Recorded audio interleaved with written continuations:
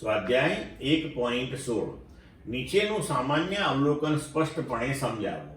ઝડપથી ગતિ કરતી એક ટ્રેનની બારીમાંથી તમે બહાર જુઓ તો નજીકના ઝાડ, મકાનો વગેરે ટ્રેનની ગતિની વિરુદ્ધ દિશામાં ગતિ કરતા દેખાય છે, પરંતુ દૂરના પદાર્થો, પર્વત શિખરો, ચંદ્ર, તારા વગેરે સ્થિર દેખાય છે.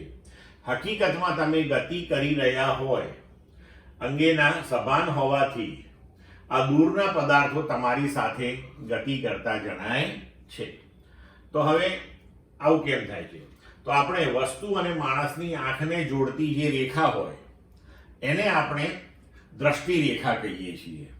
હવે અહીંયા શું થશે કે ગતિ કરતી ટ્રેનમાં બેઠેલો માણસ જ્યારે નજીકની વસ્તુઓને જુએ ત્યારે દ્રષ્ટિ રેખા જે છે આપણી એની ઝડપ ખૂબ જ હોય છે વધારે, એટલે કે એની જે દિશા છે એ ખૂબ જ ઝડપથી બદલાતી હોય છે અને આ વસ્તુઓ ટ્રેનની ગતિની વિરુદ્ધ દિશામાં ગતિ કરતી આપણને દેખાય છે.